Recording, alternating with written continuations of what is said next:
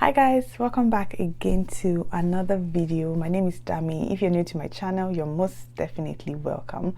I love to share my life living in this country, Canada, and how you can also move to Canada as a student. In today's video, I'll be talking about the reasons why you are getting rejected and what you can do to be able to get a study visa to come to Canada. A lot of people are planning their new year. They're thinking towards moving away from Nigeria or moving away from their own country, or thinking towards moving to Canada to come and study or to come and live in Canada. And we all know coming as a student to Canada is one of the easiest way to come to Canada and to start a new life in Canada. So in today's video, as I said previously, I will be talking about the most important reasons why you're not getting your study visa and what you can do to improve your chances of getting a study visa from Canada. As you may already know, the study visa to Canada is always handled by a specific visa officer, so you do not do interviews, you do not do physical meetings with these people that want to grant your visa. The only thing you have to do is to gather all your documents and send them off to the visa officer that would review your documents and be able to guarantee if you'd get your study visa or not. So when you know you're not seeing these people physically, what exactly should you do? What are the things you should put in consideration to be able to better your chances at getting this study visa? Visa officers are also human beings like you. They are people that have feelings, they are people that have emotions, they are people that reason with their senses, and they judge by what you send. So that would make you sit back and think, I'm sending these things to these people and I just need to make them understand. I need to make them feel what I'm feeling. And the number one thing to do is to make sure you convince the visa officers enough. Make sure you convince them, make sure you pour your emotions out, make sure you make them see the reasons why you want to come to their country. Some of the things you can do to be able to convince these people: make sure you're being as honest as possible. If you've traveled, your travel history, make sure you're being honest as possible about that. If you've been rejected a visa before, maybe you tried applying to the US or you tried applying to the UK or Australia or any other country like that, these people, they share data, they know what is happening. So if you lie about maybe being rejected a visa before, or if you lie about having to have traveled to another country before, they are saying all these things, they know these things, they share data, they will be able to tell that you're lying. So be as honest as possible. So that's something you must put into consideration. Also, they want to know if you would return to your home country. So these people, they need to even with the fact that they know that a lot of people are coming to Canada needs people in their country. There's a lot of immigration happening right now in Canada, but you're coming to study and they want to believe that after your study you're going to go back to your country. Another thing these visa officers want to see is the career progression.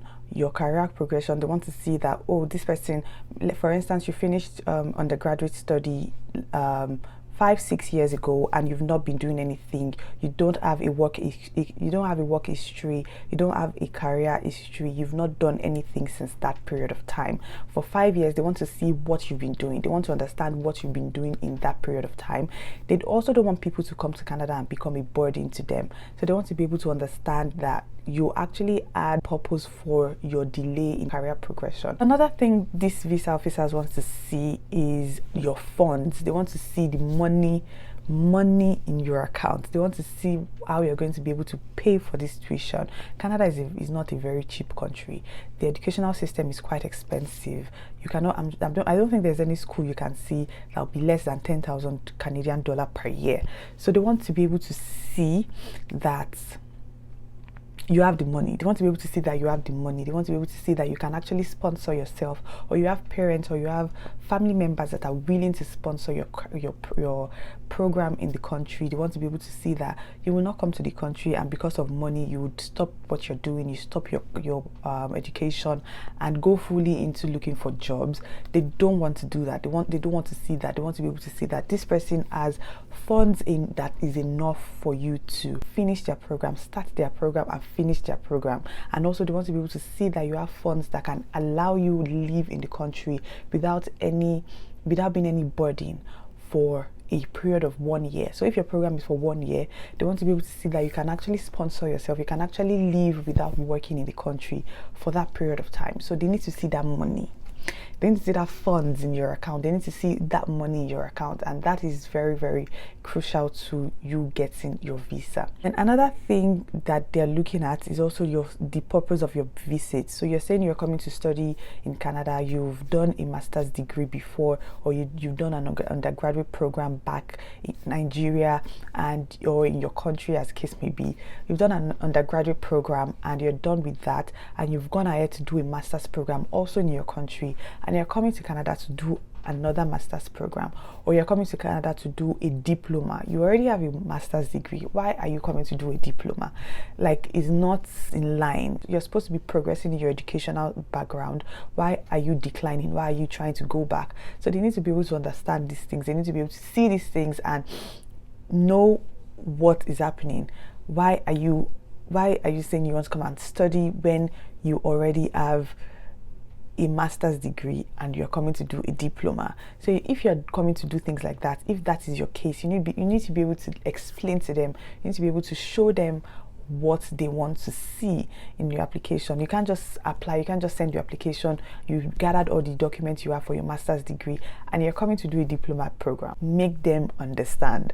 They are not seeing you, they only see what you submit, they only see your documents that you submit, they only see the letters you've written, and that is what you're going to use to judge your application. That being said, if you believe that you have actually done the right things, you've gathered all the documents, you've done all the things they want to see, and still you did not get the visa, you actually have the opportunity to reappeal. You actually have the opportunity to appeal your case. You have the opportunity to defend your case, get an immigration lawyer, and let them defend you, let them help you to appeal at the courts, and you have the chances. If you feel like you honestly have gathered the right documents, you have the chances of getting your visa approved. If they rejected you on a ground of insufficient fund, and you feel like you have all the funds, you've gathered all the funds that you need, and you actually have a source from this, you actually have a source where this income came from, because they need to be able to tell if you appeal, you're going to stand in front of a judge, or you're going to speak in front of a judge that would decide if they're going to treat your documents again. And if they treat your documents again and it's still the same thing, then you may need to reapply. So that is the next stage. That is the next thing for you to do. So if you appeal, or you do not have the fund to appeal, then you can actually go back and gather all the documents, look at the reason for rejection, look at why they rejected you, and gather your documents and try applying again. So if they rejected you based on a fact of career progression, they want to understand what you've been doing with your life. What has your career been like for the past 10 years? You've been done with your undergraduate program for 10 years and you're coming for a master's program, or you're coming for a diploma program. What have you been doing with your life? Explain to them, let them understand reasons why that has been happening. Let them understand the reasons for your career progression. Let them see the flow in your career progression.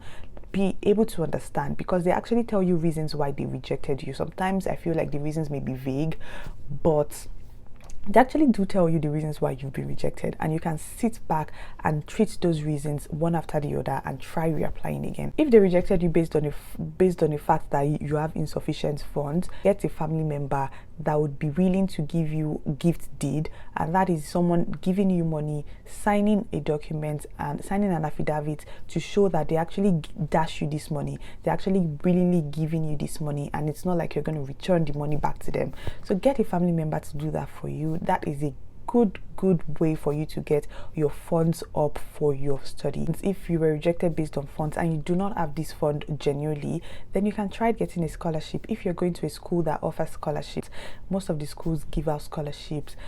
Try to get a scholarship from the school you are going to. Try to get a provincial scholarship, try to get a city scholarship, try to get any kind of scholarship that's possible for you to get. And if you get a scholarship, it will bring down the funds, and you'll be able to explain in your statement of purpose that you got a scholarship, and you do not actually have to show those funds for the whole tuition. Another way to be able to convince these visa officers, another way to be able to get your study visa approved, is actually going ahead to pay your tuition. If it's possible for you to do that, pay your full tuition, pay your first semester tuition, or any amount of tuition you can actually pay on your tuition. This gives them a vibe that you actually are serious about studying, you actually have the funds to study, you are dedicated to actually coming to the country to study and not just for fun. This gives them that vibe.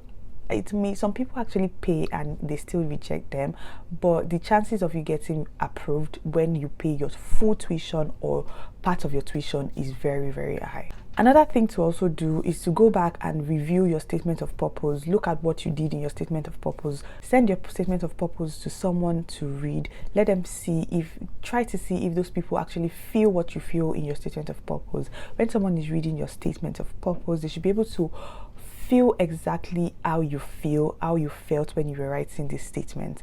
Let those people give you feedbacks from what you actually wrote, so that you know if this is convincing enough for a visa officer.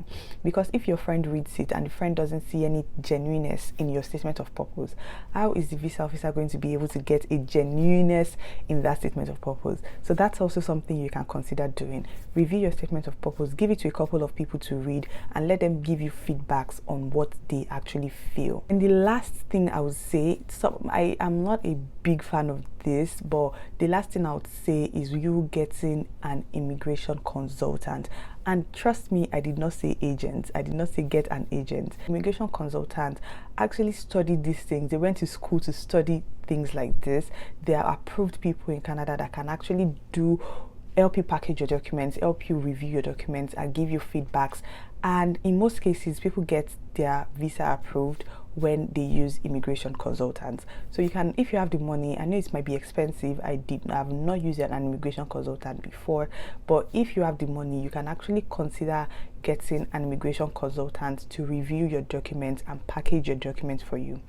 And this is all I have for you today. I hope you guys enjoyed this video. If you have any questions for me, please come to my comment section. Please do not come to my DMs. Come to my comment section and ask me these questions, and definitely I'll give you answers to these questions. If there's any other kind of videos you want me to make, if there's any other questions you have for me, make sure you ask them in the comment section. Make sure you give this video a like, make sure you subscribe, and also share this video to people that you feel may need them the most. Thank you so much for watching, and have a great day. Bye.